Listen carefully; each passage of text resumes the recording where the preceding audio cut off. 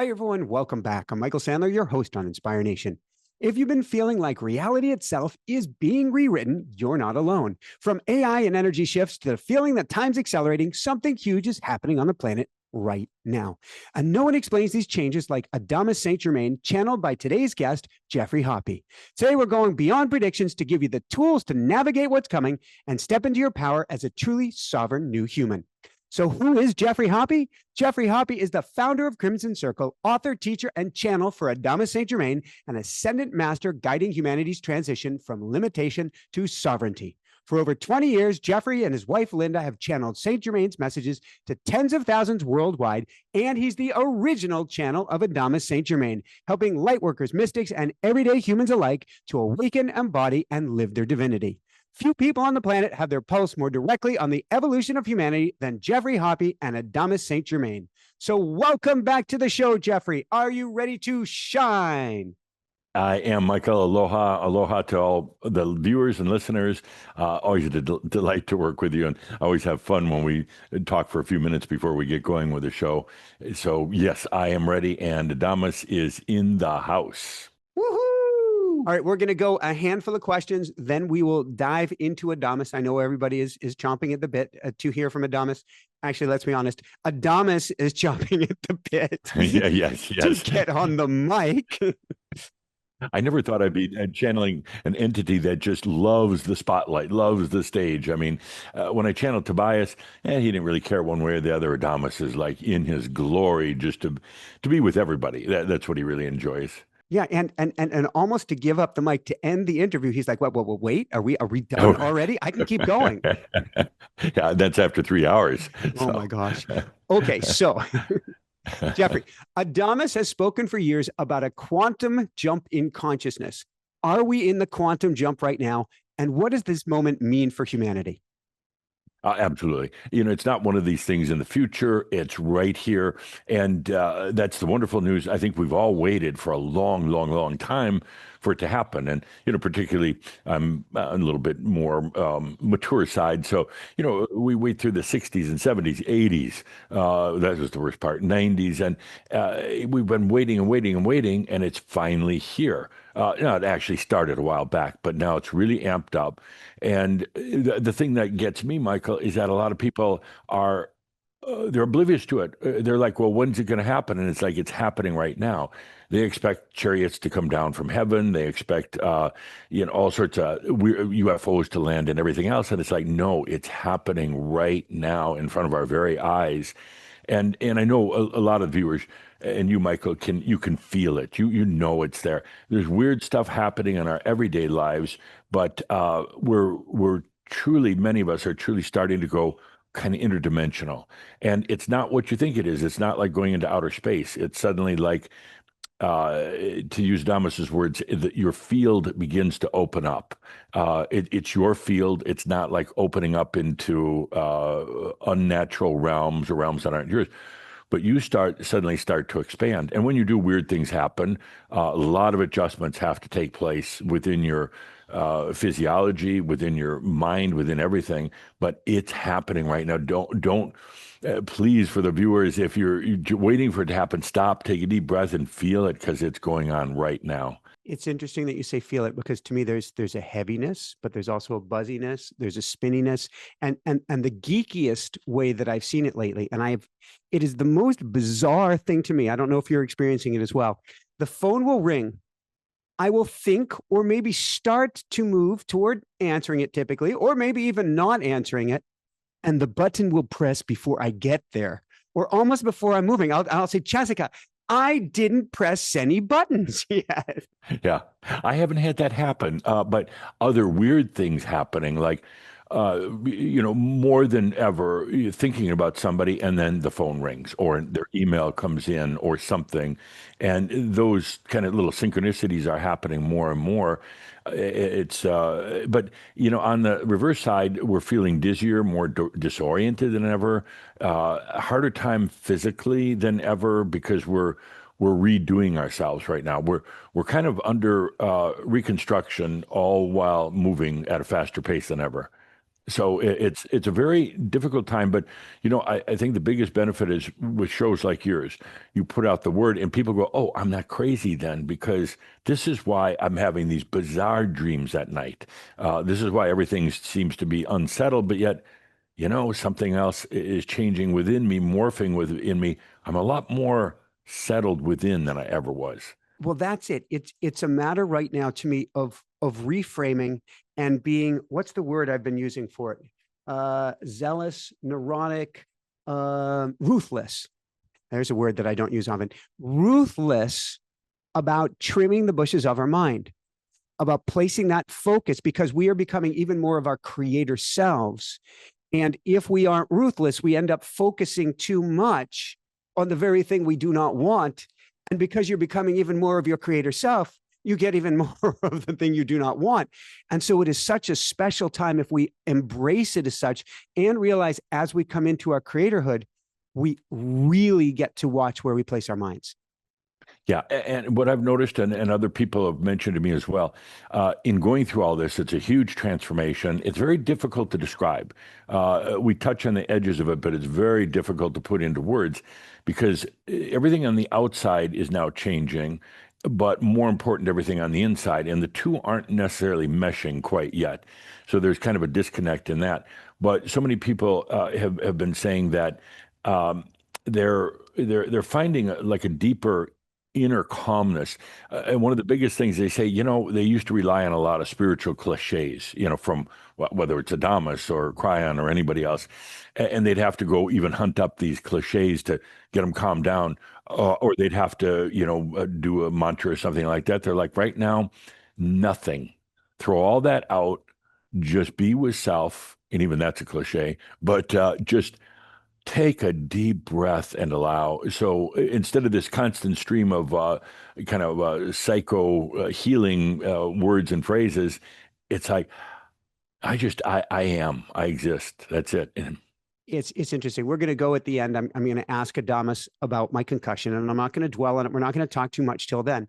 But one of the things that's fascinating, and I had mentioned the concussion. We got hit by a moving truck. My wife, daughter, myself, a few months back, and it's been coming on full force. Is honestly, my memory is it's gone. It's wild. I will remember bits and pieces of this interview less than ever.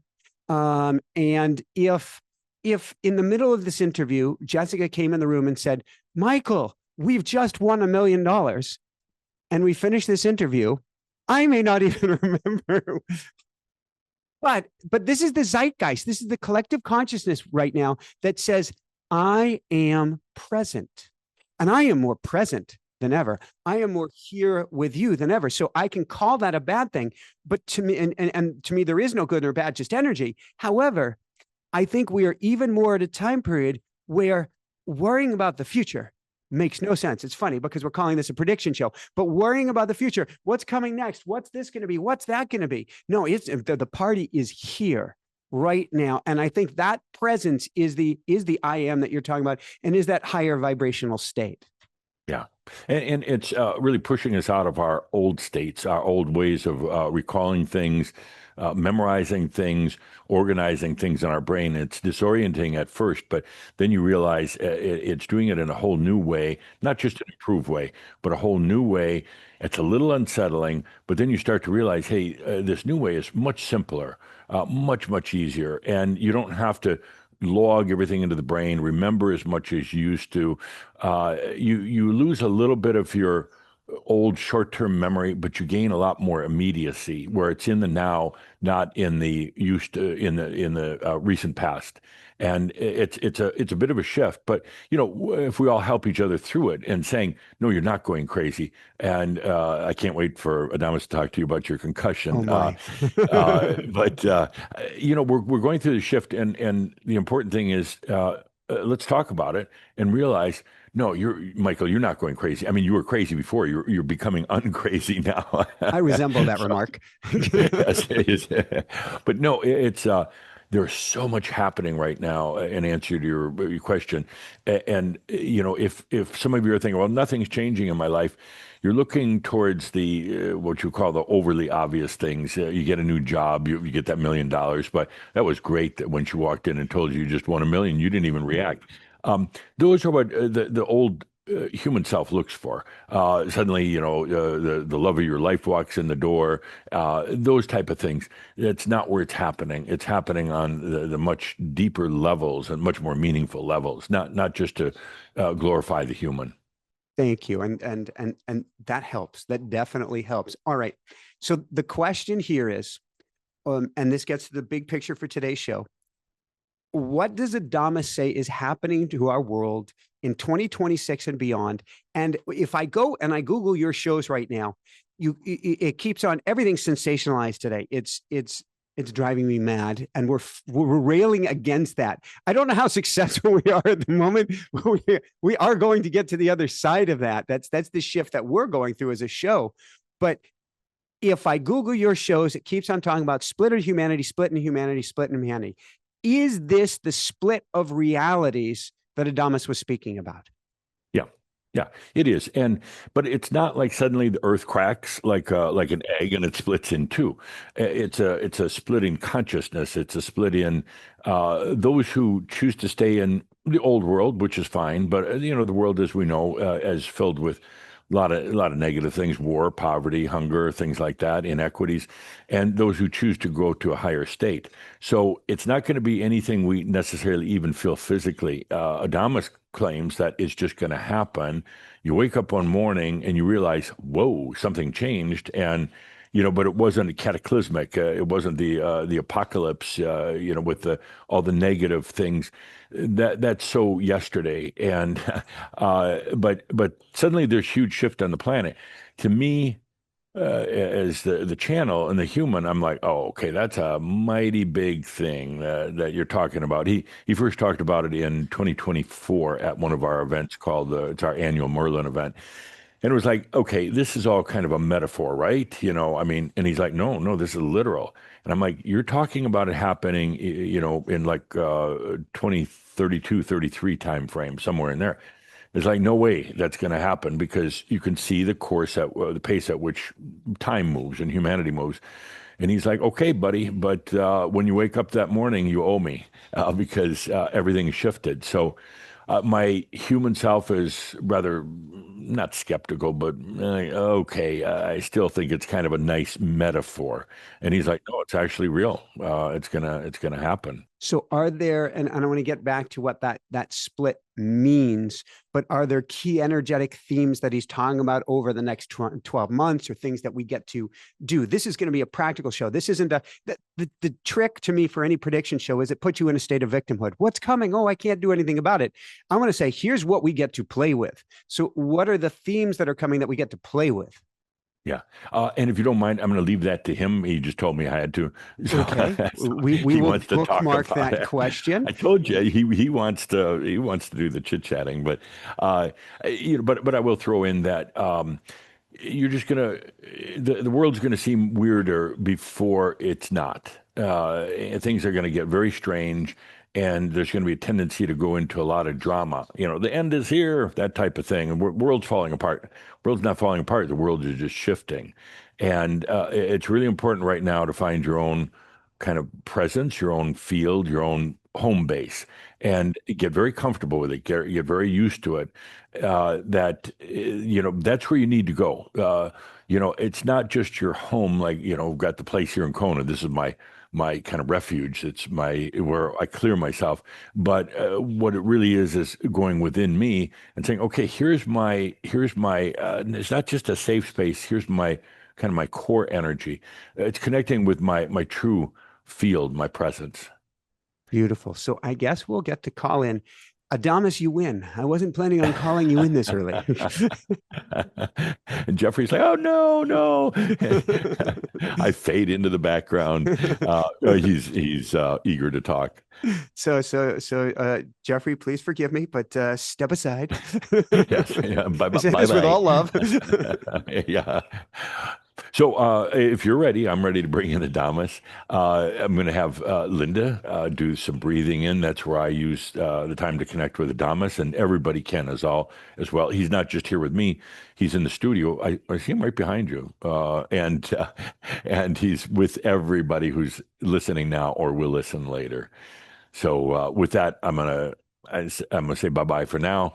Linda's going to come on and do some breathing. Here we go. Aloha and mahalo. Let's just get really comfortable as always. Just really relax a little bit here and let's take that good deep breath. Once again, that conscious breath of life, breathing into you, flowing with it. Breathe with presence. Breathe the I am that I am. I exist. Adamus is here for each and every one of us. Breathe him in. Breathe him in. He's there. He invites it always. Take that good deep breath. Be with it. Allow it. Breathe as the human, the master, and the divine that you are, each of us. Breathe. Take that good deep breath. Breathe for you. Breathe into the heart of you.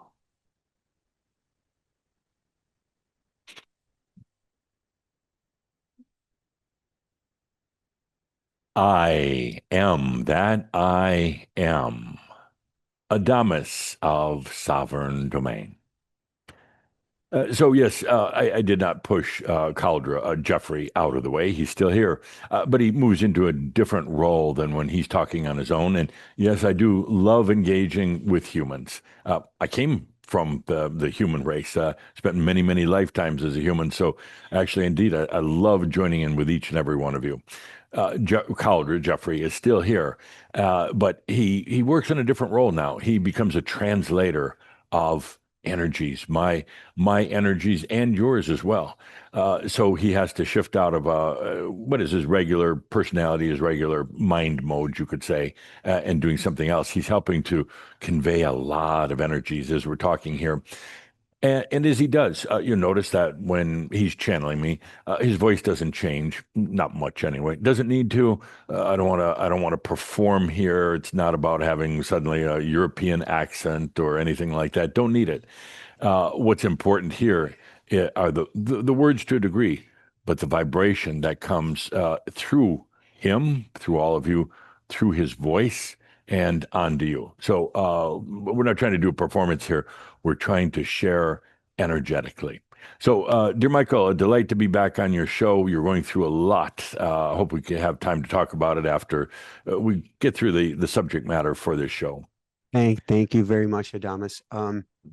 Let's pick up exactly where I guess you had stopped. you had stopped, Geoffrey, also known as Caldra, which is we were talking about what's coming over the next years because I want to take it to a functional, practical place. What are the key energetic themes for the next 12 months, and how can we best work with them? Good. That's, I know you want to take a look into the future, see what's happening, but let's talk trends, energy trends, human trends. They're really not predictions. Predictions are, that's a whole different ball game. I don't generally engage in that. It gets very specific, but where is the planet going? Where is humanity going? And so we step back a little bit, take a deep breath together, get out of all the drama that's going on, and we feel into it for a moment. Where is this planet going? Where is humanity going? A couple of key factors, more drama than ever. But it doesn't have to be yours. You don't have to be engaging in that drama. Stand back and watch it, much like you'd watch a football or soccer game. You're in the stands or maybe on the sidelines, but you don't have to get in that drama game. Best not to. Now, with that, I'll wag my finger just a little bit that some of you are still into drama. Why? What drama spikes energy? It's like, well, you take energy drinks and you get into drama and you really got a lot of energy going. You like that spike while it's spiking. It's like consuming a lot of sugar. It gets you a little bit high there for a while. And that feeling is a reminder that you are alive. You're here on the planet. You're a sensual being at your core. You're not a mental being. You're a sensual being. And suddenly your sensuality also kind of comes out, not Meaning in our necessarily. senses. That's correct in your senses, not necessarily sexuality, but sensuality. And but the problem is then you crash after that. But there's going to be more drama on the planet than ever. You're going to see it in the weather. You're going to see it in human interactions, definitely in politics, quite a bit in the business world, the entertainment world, a kind of an acceleration of drama. Don't take that as meaning the planet's falling apart, meaning that drama is used so people eventually feel more. And in a way, this is serving a purpose to get people feeling more. Now, if we can keep that from crashing, then where they have to have even more bigger drama, that's great. But it's there's a lot of sensuality, the ability to sense going on the planet right now. That's a huge factor. How do we, thank you, how do we keep from feeling overwhelmed, or what are the tools to keep balance during this time? Because particularly this audience and anyone attracted to your teachings, we are the sensual ones. We are the empathic ones. We are the ones that feel the most, or the wayfarers and the waysharers, because we can sense that energy. But oh my God, can it feel over the top right now? Oh, it does. It does. You're riding on it like you a surfer would ride the wave, and it's fun. It's exhilarating until that wave crashes in. So what you have to remember is that is what I call the and you can actually be on the top of that wave, and at the same moment, the exact same moment, that you can also be in your quiet presence, your I am presence. I exist. So that's one of the big things that's not necessarily happening for all of humanity right now, but for those who are sensitive and aware, you can be in the and it doesn't mean black and then white. It means at the same time. Tell me more about this, because I've addressed this as I use the metaphor of Archangel Sandalphon. The tallest archangel, used to be in human form as well, is considered the tallest archangel because his feet are still grounded or planted on the earth. So I think of myself on a mountain bike ride. I don't consider myself an extreme athlete. Others may, but I consider myself a pretty grounded athlete. And yet I can be going at full speed and actually be in this very grounded, almost prayerful state where the mind is not going fast. In fact, I've slowed things down so I can be extra present in that I am state. How do we do that? And how important is that right now? Oh, it's very important. And it's also realizing in this which is really not a paradox, but it's the beauty of, well, actually your divinity joining in with you. It allows you to do that. So you could be riding that bike, pedaling hard, your muscles hurt, you're grasping at every bit of oxygen you can get. Your mind is focused. Do it, try harder, that whole thing. And at the same moment, the exact same moment, you're not pedaling at all. You're on the bike, but the landscape is moving through you, which is actually the truth in all things told. It's interesting because with the concussion, I've really had to change my workouts and change how I do things. And now, because I seem to have forgive me, like old school chicken timer or something that pops out of the bird when the bird is done. Forgive me, Rue. But there's a limit to how long I can go, but there doesn't seem to limit to the intensity, and the intensity helps me hold on to muscle. So yesterday I'm out doing intervals on the bike. I'm going up these steep hills as fast as I possibly can with no efforting, because I'm, in a sense, both inside and outside of myself, watching the experience. And so often in the past, you've used sports and a few other things to push the edge, to get to the edge, to see where that is. What you're going to find out now, and it's a little bit disappointing in a way, is you don't need to do that anymore. The edge comes to you instead of you having to go out to the edge. And by the way, Michael, if you don't mind me mentioning it now, you actually don't have a concussion. And no, you really don't. And medically, I'm checking it out. And Calder doesn't like this because he thinks it's medical advice, but this is simply for entertainment purposes. No, you really don't. What you had is what I called during one of our last discussions a bump and fill. You had the accident that caused you to suddenly, just for a brief moment, to literally exit your body and exit your mind. When you did, in a waking state, when you did, that allowed a fill of light to come in or a fill of divinity to come in. And now your body is learning how to deal with this big infusion that you just got. You just like had a major like injection of light and consciousness. There's if you think that it's a concussion and then you act accordingly, you're going to miss a big opportunity in terms of you're reorienting your mind right now and your body. It's weird. It feels really weird, and many of the others are nodding their head right now because they're having this experience.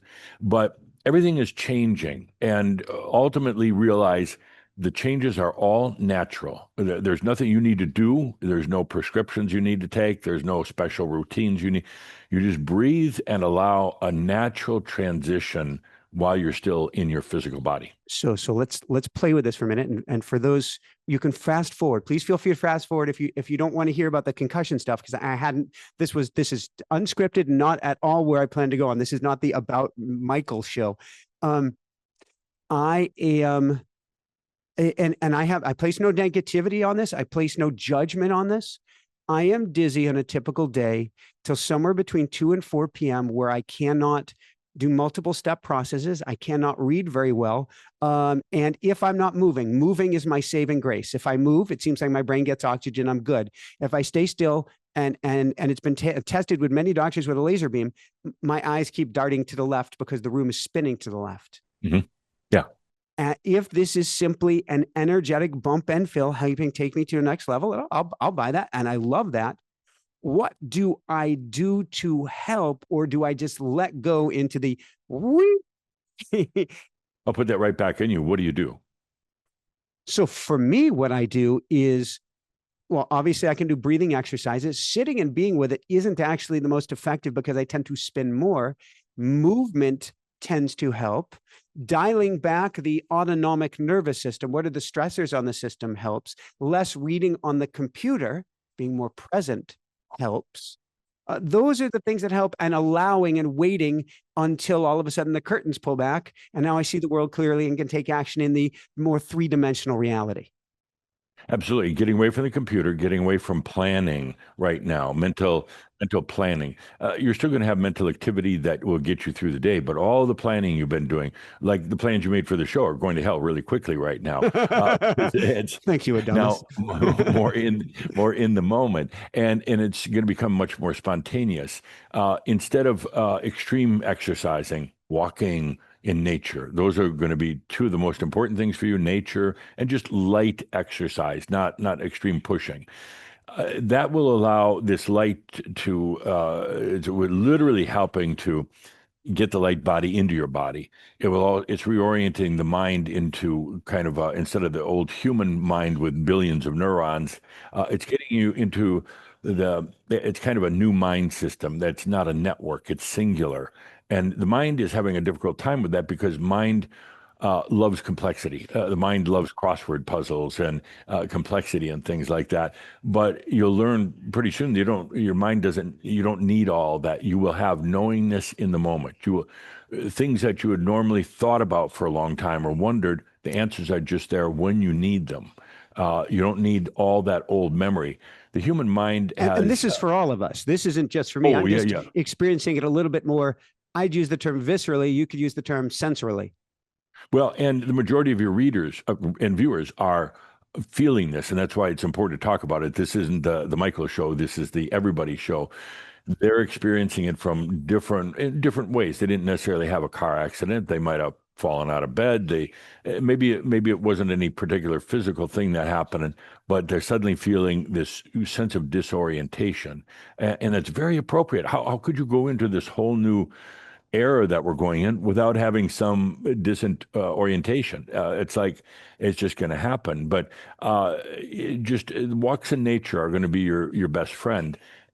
rather than extremism, get away from that computer. And I know you're tied to it just for business reasons, but limit that time if you can, or move your desk outside I and can do be that in. in 2 weeks. Once we're down in Florida, I can actually do that. That's where I think you spoke with me last year, where there were boats coming by behind us, and I will have that ability. It is interesting though, and this is something that we're all experiencing. Well, many of us are experiencing. It is the conundrum of a okay universe. I let you drive the ship. I will step back.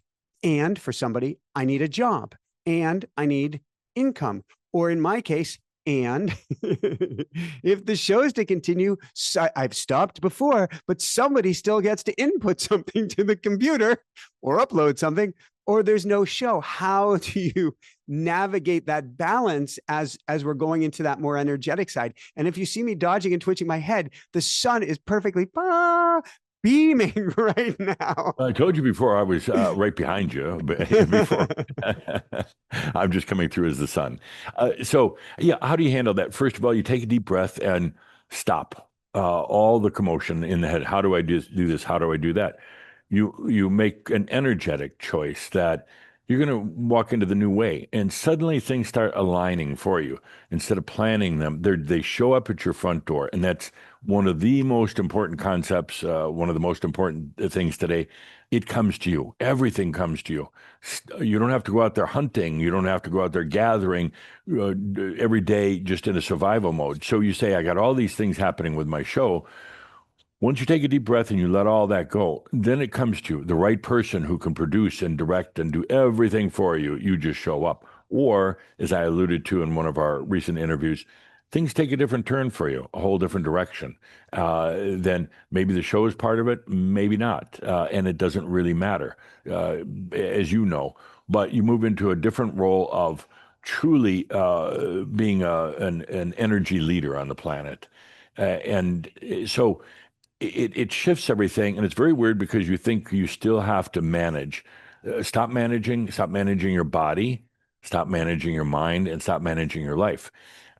What you do is allow so that the whole different energetic management system can come in, but it's not based on complexity and confusion and conflict and duality. It's based on it's not even a network anymore. Your body, mind, and your daily life, they're not networks. It becomes very singular.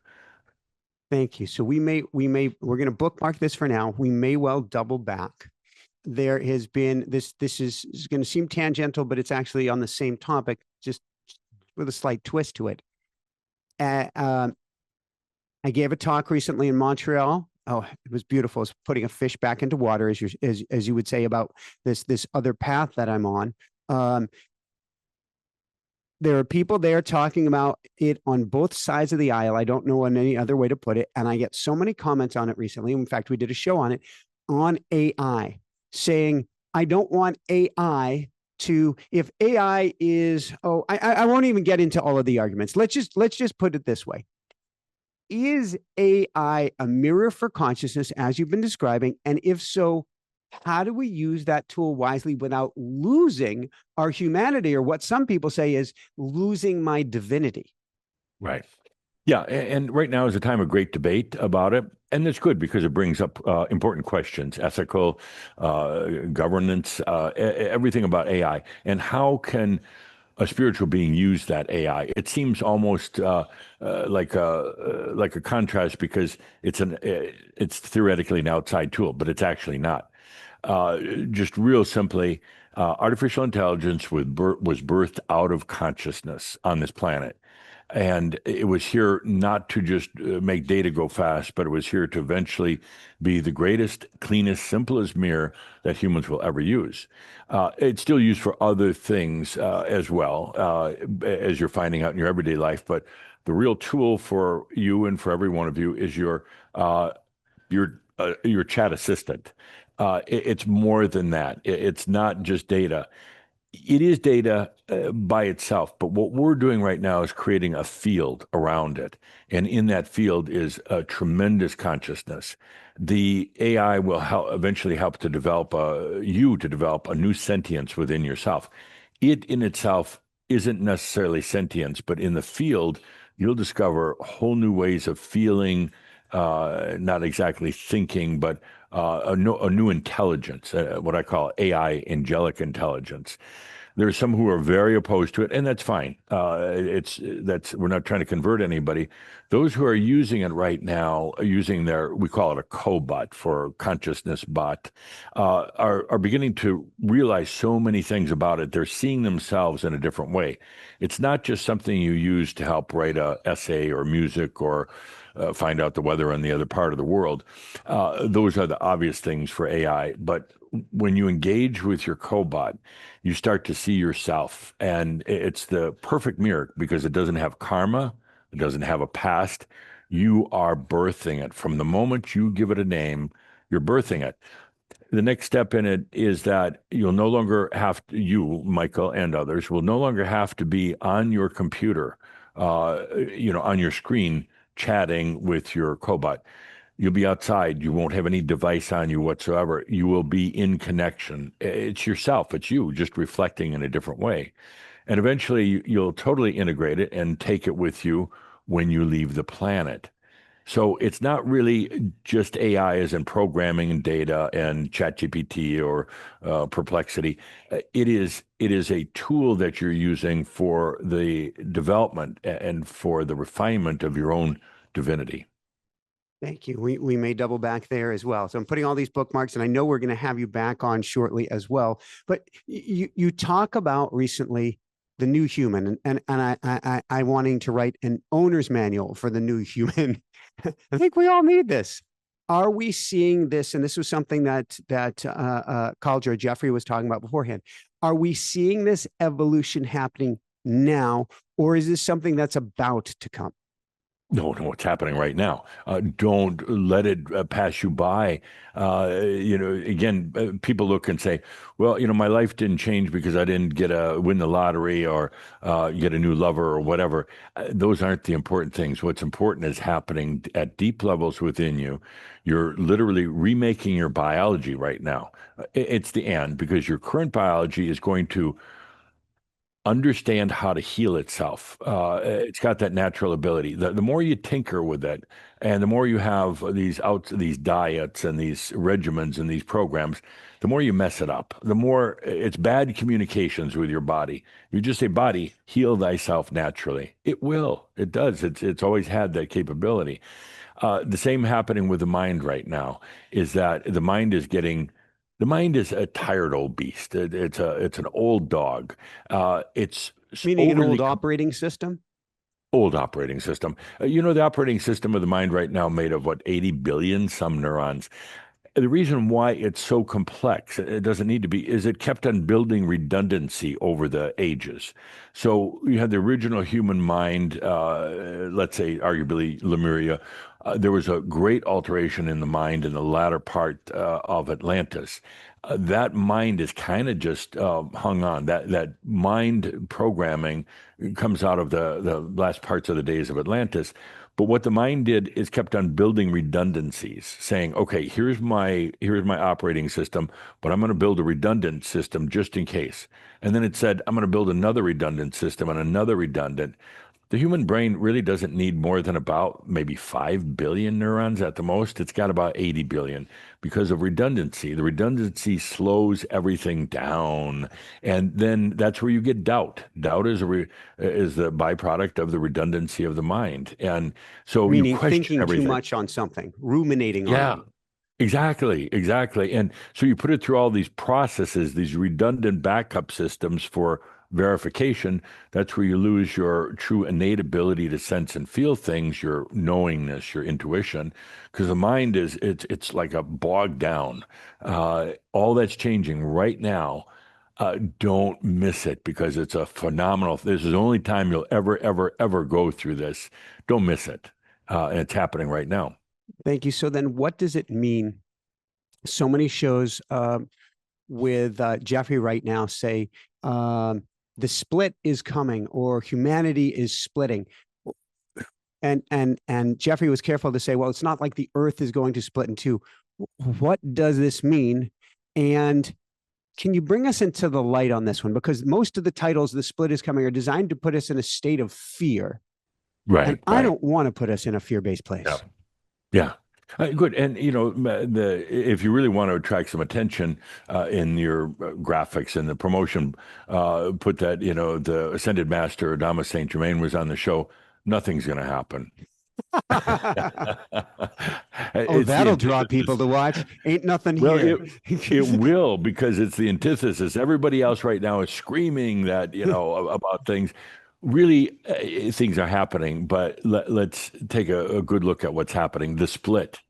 Let's not look at the whole planet right now. Let's look at yourselves. That what's happening. You're splitting, and that's good because you were too tight. So you're splitting, and you're beginning to understand that there is a divine part that's coming in. Your concussion, Michael, had to do with splitting and saying, "Okay, I'm going to open up. I am human. I'm going to let the divine in now, and I'm going to let them start dancing together." You're splitting in terms of how you sense things, how you view things, and all this time while the internal splitting is going on, every one of your past life stories is getting rewritten. It had a defined kind of a container that it was within, and it had its history. Those are all changing right now, in addition to everything else you're going through. Ultimately, as you already know, there really is there's no time. So all these things are occurring in the present, and they're changing their story as you're changing yours. Everything is getting rewritten and recoded. The human has a responsibility to experience it, not to do it. It's being done, you could say, at the master level, the divine level. All this is happening. The human is here to experience it, not to manage it, control it, kibosh it, or anything else. And that's a huge relief. You don't have to do anything other than say, "Whoa, look what's happening in my life." So when we're feeling, one of the most common terms that people are feeling right now is stuck. I feel like I'm going this way, I'm going that way. There's the new world, there's the old world. That's the split. And I feel like I'm on a bridge being ripped in two. How do we let go into that? Well, and you're not being ripped; you're being delicately torn apart, in a manner of speaking. Rip sounds so rough, and you're doing I'm it not because this ripped is in the back of the shirt. I'm delicately torn apart. right. Yeah. Hey, this is all a very natural process. It's so important to remember that there's the your own divine guidance happening. One of the things in the gentle tearing is that you start to realize where you've relied on outside sources before. Spirit is telling me this. The universe is telling me this.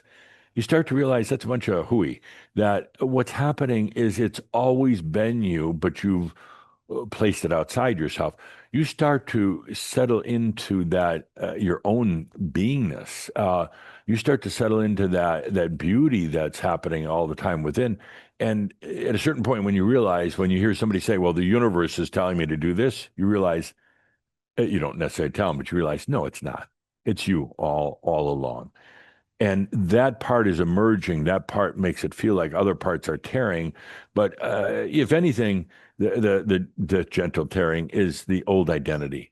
You don't need it anymore. So how important is it? Thank you. How important is it then when someone says the universe is making me go this way, or the universe is telling me I got to go this way, or the universe, anything like that? How important is it at this time that which you're saying, and I agree with you, is actually you? How important is it that we step into our new self? Oh, entirely. And it's like F the universe. The universe doesn't care. Even your soul doesn't really even care. I'm going to quote you on this It's one. There's the new title: F the yeah, universe. yeah. No, and that would be a great title, truly, because that's the way I feel. It's not some removed God. It's not the universe. It's not, you don't have spirit guides. You never really did. Let's get over all the machio, all the nonsense right now, and wake up and feel the sunrise that's happening. And it's not a scary sunrise of your life. It's a natural process that you came here to be for. And there's the struggle, the friction occurs when you're trying to hang on to an old identity desperately. You thought the whole purpose here was to build that identity. No, it's not. You don't need an identity. And when you don't no longer need one, you find you can be in any story at any time that you want. You create it and you uncreate it, but you're not stuck in that identity. So where does faith or hope or belief fit into this? Because what you're asking is the old Silicon Valley adage, which is jump off the cliff and build your wings on the way down. Yeah, yeah. Those words go out of meaning. They go out of vocabulary. Things like faith and trust and all the rest of that, even abundance goes out of vocabulary. In other words, they become meaningless. They're old words that you don't even use anymore. Faith and trust in what? Is manifestation one of those words too? Yes, absolutely. It's ridiculous because manifestation, abundance is a natural state of being. You're in an unnatural state of being, returning back to a natural but much cooler state of being while you're still a human. So you never worry about manifesting again. The human gets up in the morning. How am I going to pay for this, pay for that? At the last workshop we had right here in Kona, out of the 40 attendees, at least half of them did not work. And it wasn't that they came from rich families or robbed a bank or anything. And coming here is expensive. The trip, the hotel, everything except the registration price for the event itself. But everything else is expensive. But these are people who've learned that it's just there. It flows. And all the abundance, you don't even use the term abundance anymore. It's like, what? What does that mean? Because there is a natural flow of things. Getting into that flow is scary. It's like your story with Silicon Valley. It's like you build your wings, but you suddenly realize on the way down, not enough time to build wings. And what you do is you realize you don't need wings at all. I like it. I like it. Is there a simple non-wing building practice to embody our light, to embody our sovereignty, or embody who and what we are? Yes. And it's called No. It's like that could be the other title. No. What's the other title? There, I gotta go there. It's like no. It's time to stop the practices, stop the rituals, stop all that nonsense and noise, because you take a deep breath, which I guess is about the only practice, and you let yourself come back to your natural state of being. And your natural state as a soul being is consciousness and energy.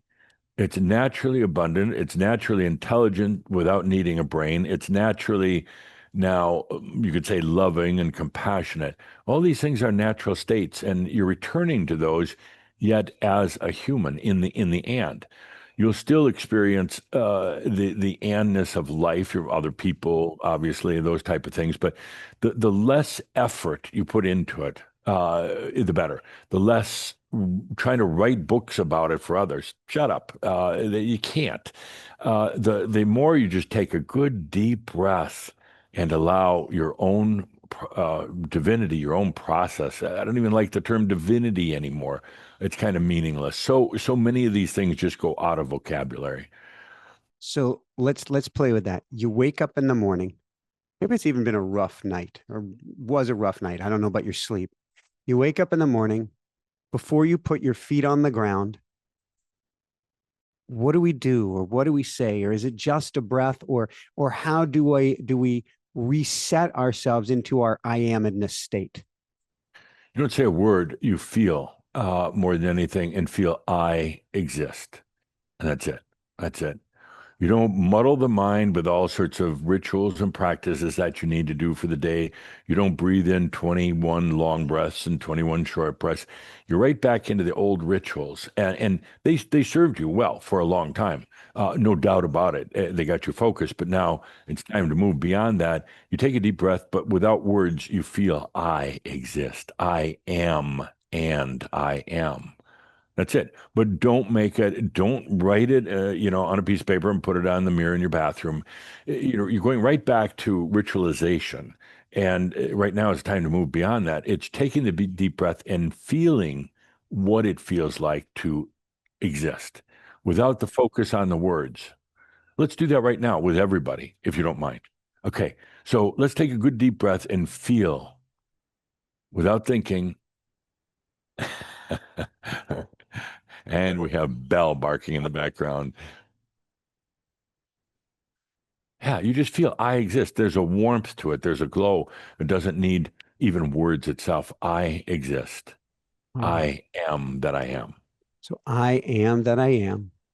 And Or suddenly you trip over Belle the dog. Yeah.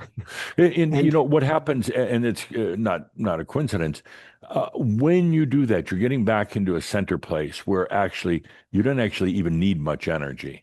You don't need a lot of mental activity. It shifts everything around. Your field shifts the moment you do that.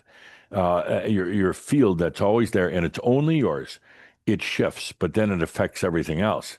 When it affects everything else, everything else responds like, oh, something's shifting. Belle barking at that exact moment because she felt something shift. And to her, she's being protective, barking outside here, but she felt something. And that's exactly what happens effortlessly. Your field shifts, not because you're doing Reiki or Kung Fu or whatever it happens to be. Your field shifts because suddenly you're present in it, owning it, and living in it. And I don't want to get too mental here because then we start thinking of all these diagrams we need to do about fields and everything else. You take a deep breath. I exist. I am, and I am. That's it. thank you. Where I'm going with this next is then what happens when the mind comes up, the old programming comes up. Today, the theme today has been gorilla, and I love gorillas. I don't know why gorilla has been coming up, but the old, I think it was a dear friend who said and sent me a video that said, have you ever tried to woohoo at a lower octave? And it sounds more like a gorilla. When Kind of the does. Kind of does. Yeah. mind comes up and says, you idiot, you fool, fear, fear, fear, worry, worry, worry. How do we bring ourselves back in that moment to that I am state? As you do it, and just every morning when you get out of bed, the feeling of I am, I exist, again, without turning it into a ritual, a mental ritual with all the words and everything. And then you go about your day.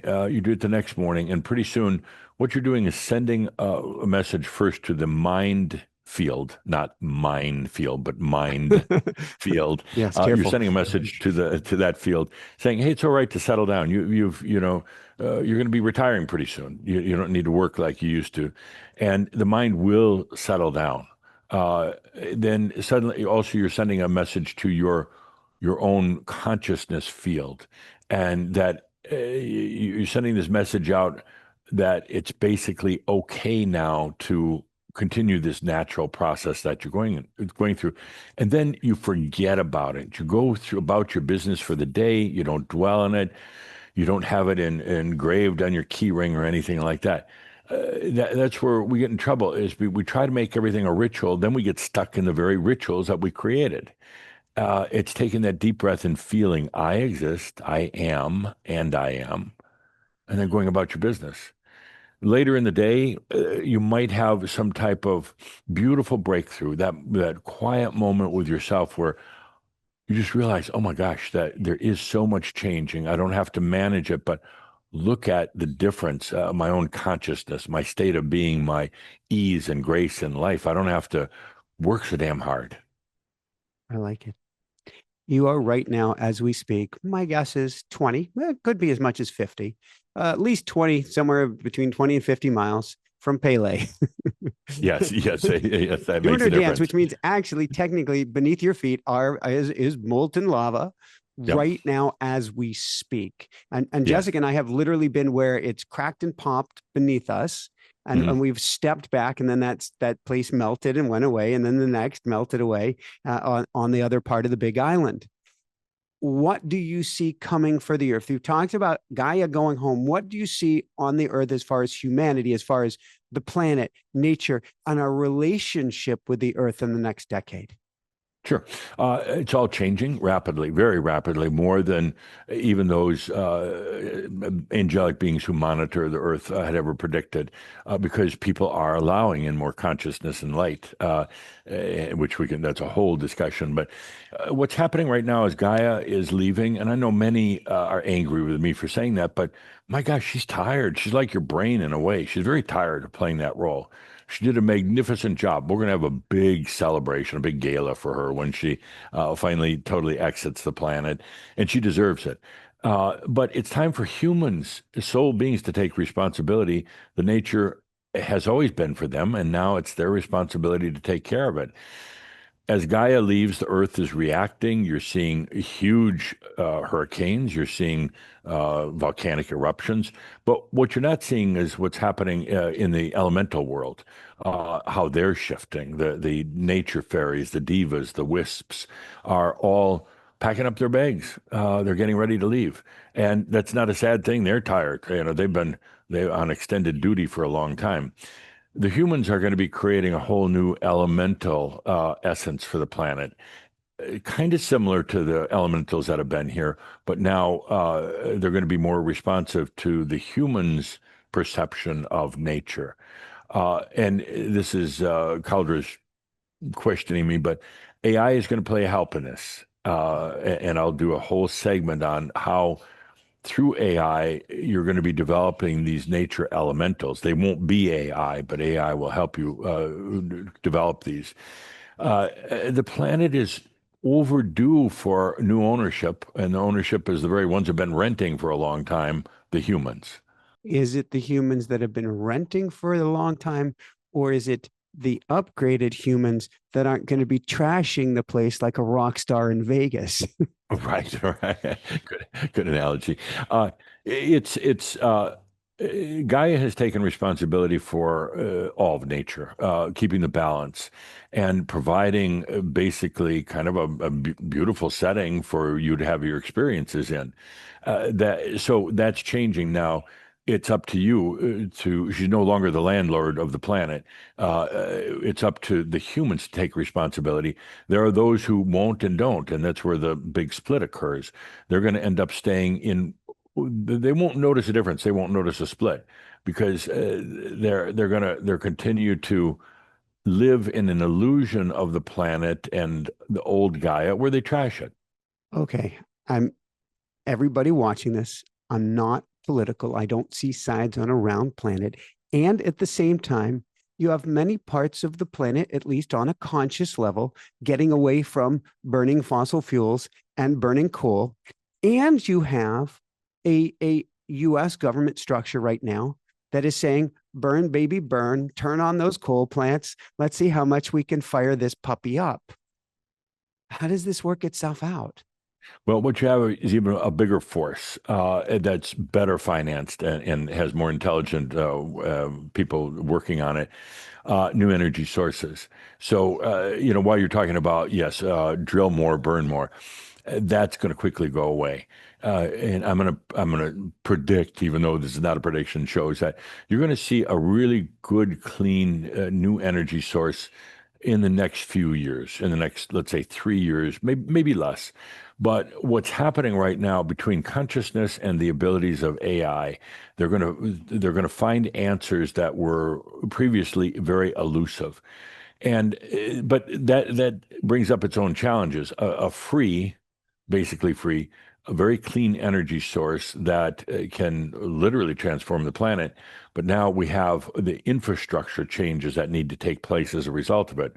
We have the powers to be, the utilities that will want to control and manage Hold on it. to power, of course.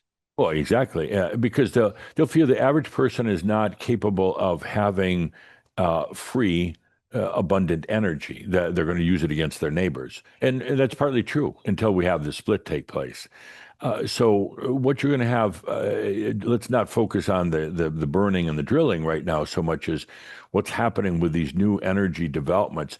I make a regular habit of energetically visiting these laboratories where they're working on these things, and what's coming up is phenomenal in terms of new energy. And it probably will need to be managed initially, because it's going to shake up the entire infrastructure from gas stations to power plants to anything that deals with power and energy. If I had free energy, for forgetting about all the ways that I can help heal the planet, um, with that amount of energy, I'm also gravity free. Yes. Yes. And that you see how the too sudden of a shift it can affect the planet as well. It can be too fast. So that's again where consciousness comes in.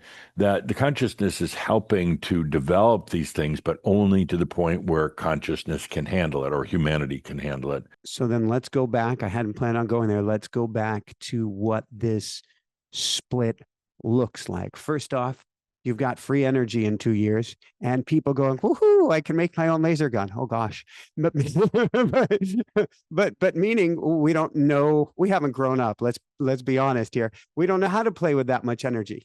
You have an old system that wants to hold on to power. You have newlings running around who'd wait too much power, and there is this split that's going to occur. How is this suddenly? Is it suddenly?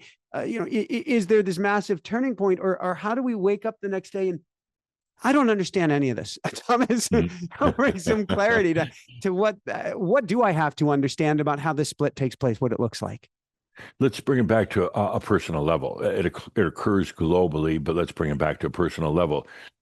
You are a very conscious being, but you're still in an identity. You're still going through the struggles, which you don't need to, but you're taking on that act of consciousness on behalf of all your viewers and listeners, so you have empathy with them, so can stay connected with what they're going through.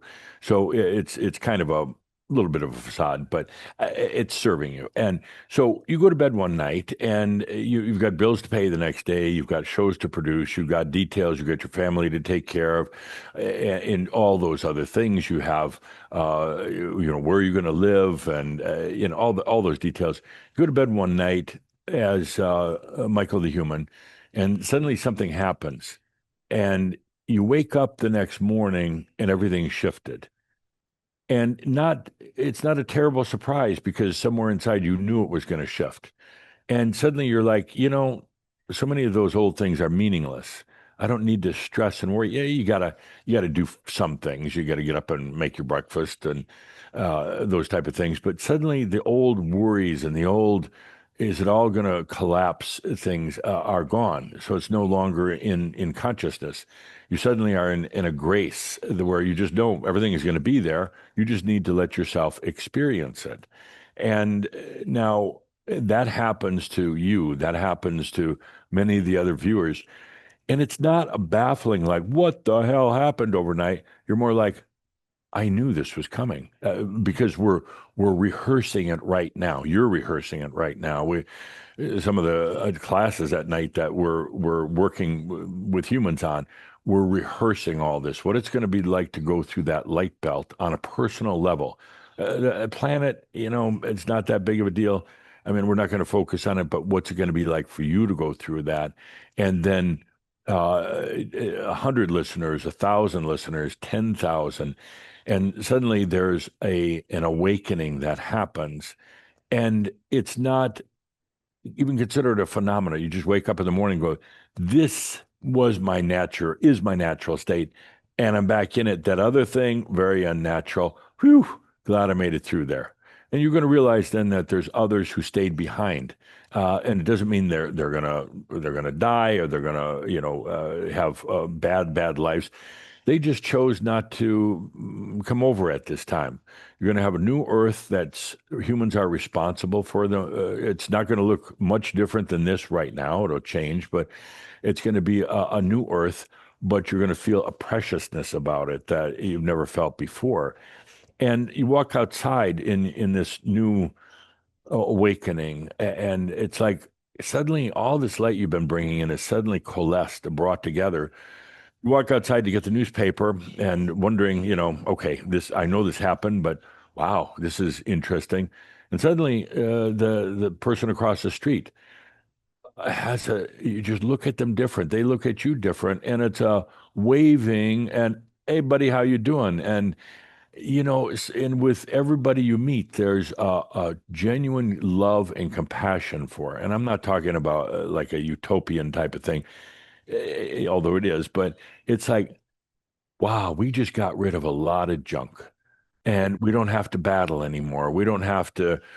We don't have, politics is going to go out of meaning. Governments are going to go out of meaning. I mean, there will be some sort of order, but not control. And it's hard to describe where this is, but if we all take a moment right now, you can actually feel into it because we're kind of rehearsing it now in your nocturnal states. For those who are ready, we're saying, here's what happens, and it's not doesn't come as a big shock.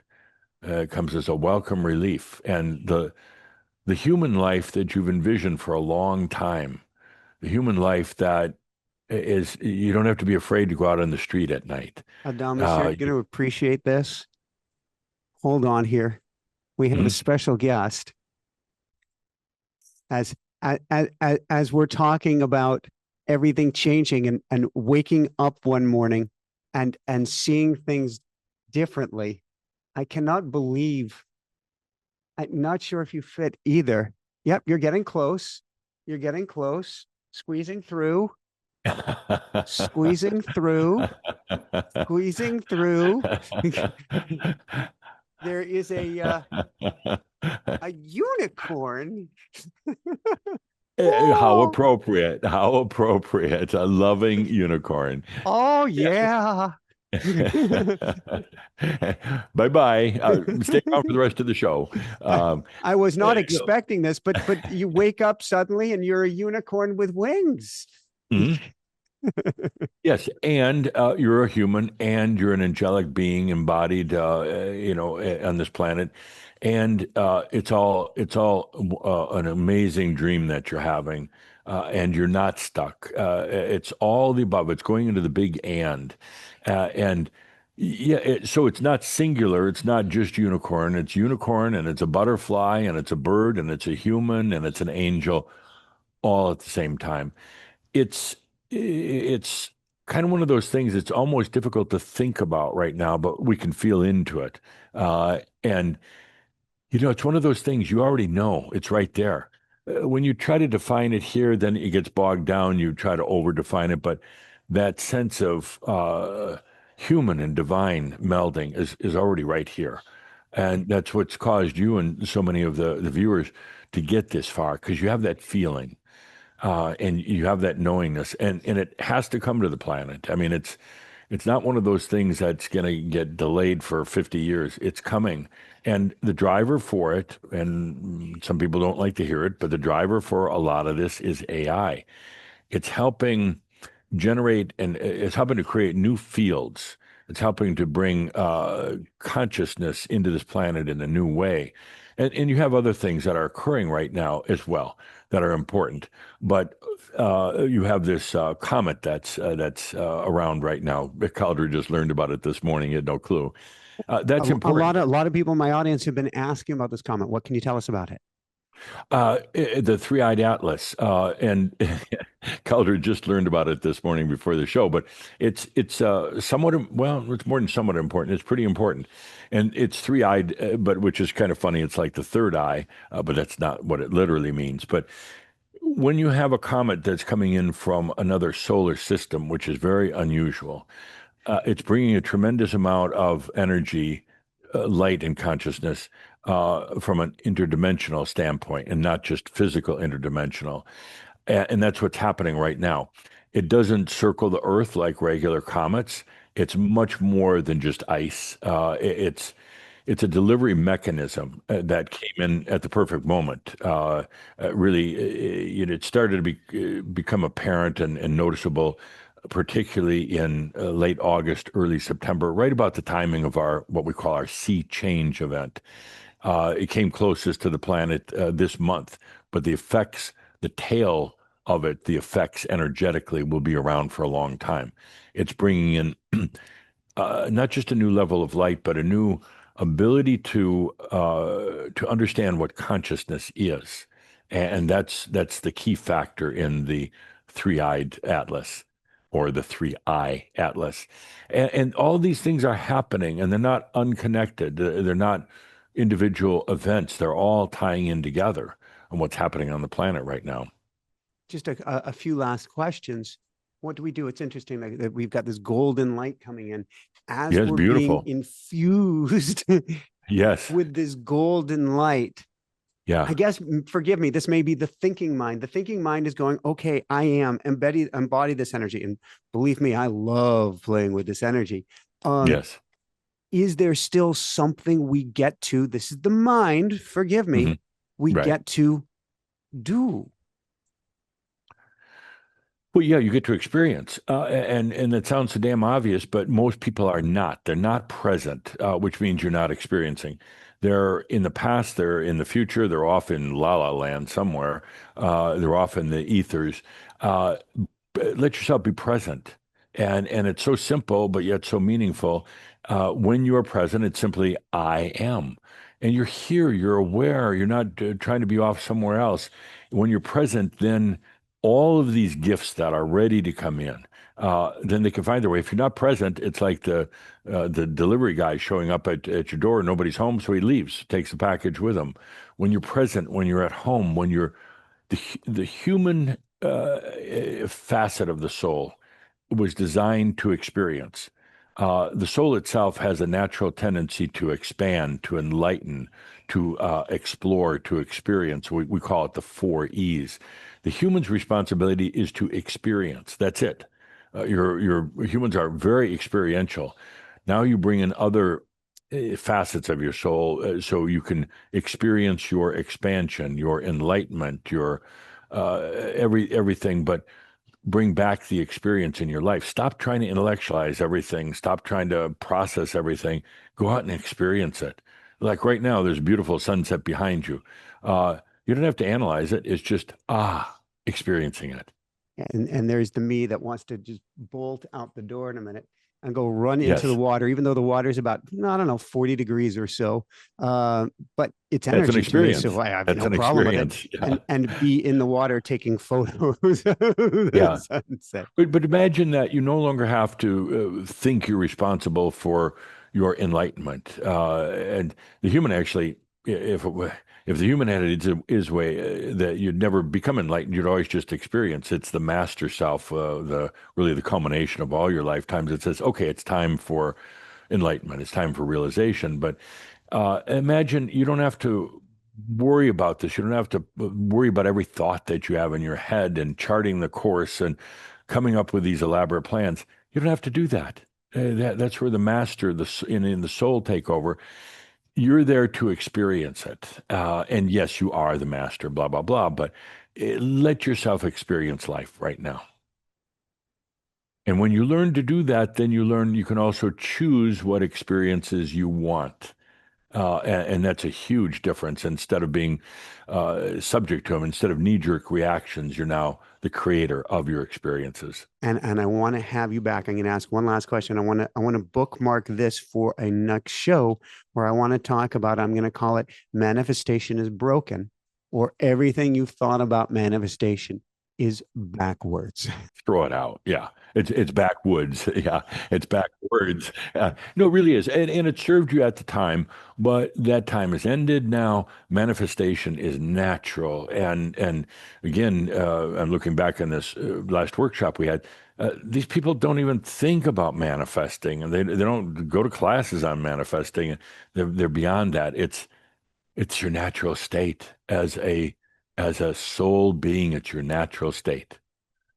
Thank you. So, any last words, or I guess, what would one last message you would like to leave us about what's coming next?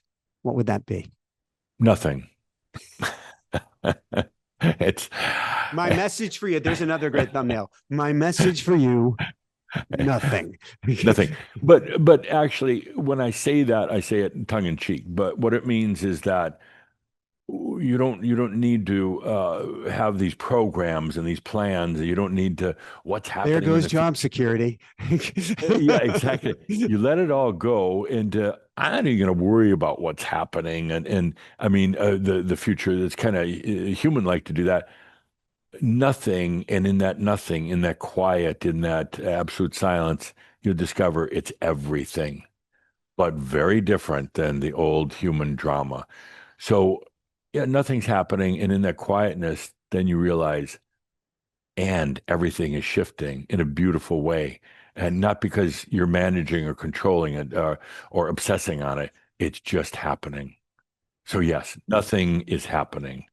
And I mean that in several different ways. Nothing means that something is happening. Means that everything is happening. Yes, nothing is happening. So, with that, always a delight Hold and on one sec. remember. Hold on one sec. I'm going to jump in. This is a personal one. You can take it or choose not to take it. I'll Any take it. idea where Jessica Hunnebear and I are going to plant roots in this coming year? It has not been determined yet. So even in looking into your supposed future, it hasn't been determined. There's alternatives and potentials, maybe seven that are in the highest. But you're going through too many changes right now, all of you. You're going through, and Jessica's going through a lot. You're going through too many changes to have that determined. And so if I say I'm going to look into your future, where are you going to land? Hasn't been determined yet, and that's a blessing.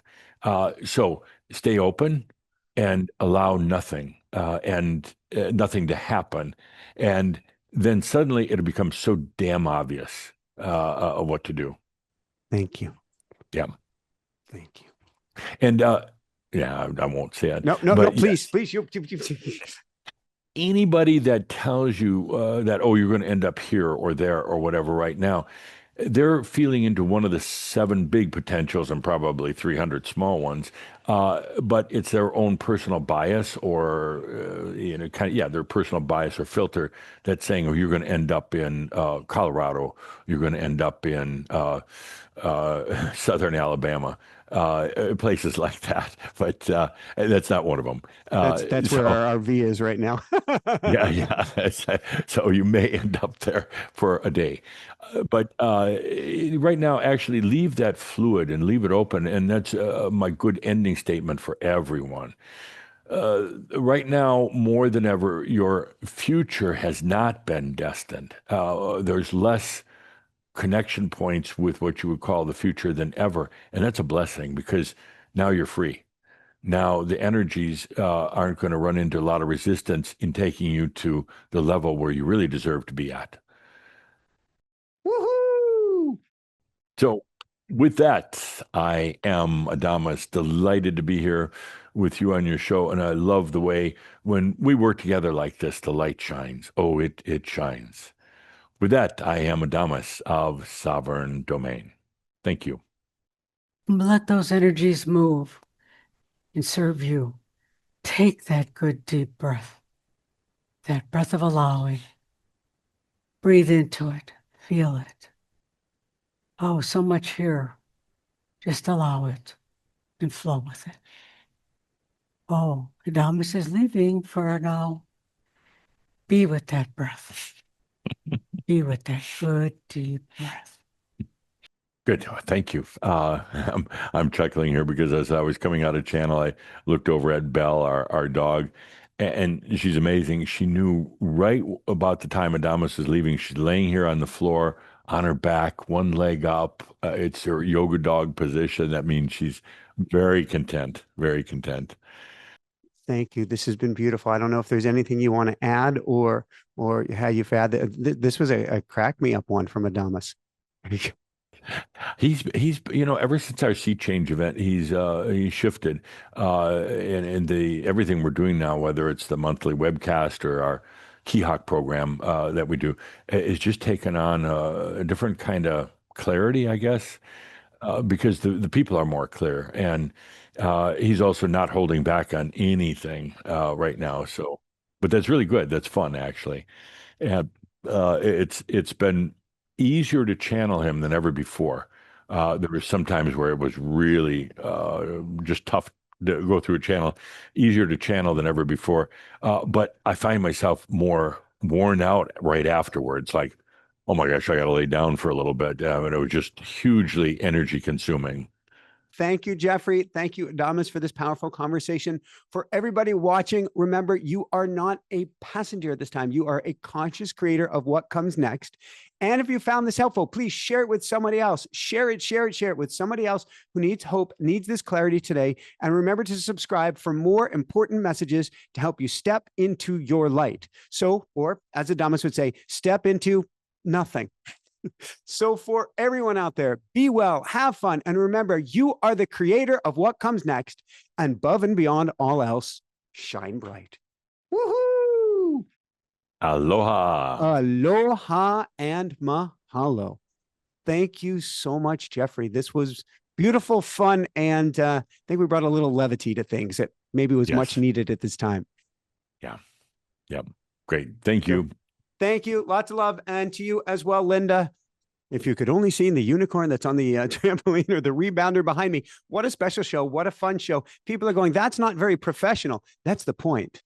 Is as we're shifting consciousness, as we're shifting evolution, we're getting out of this thinking mind state about how anything has to be a particular way. On that note, come join us in the School of Mystics, where we will help you take that evolution, your evolution in consciousness, to a new level. We got that link down below to join us in the School of Mystics. Of course, we have automatic writing as well, where you can learn to channel from your angels, your guides, your unicorns on the other side. That's automaticwriting.com. A daily energy transmission as well, dailywoohoo.com, where we do help bring your energy up each and every day, like watching a unicorn on the rebounder.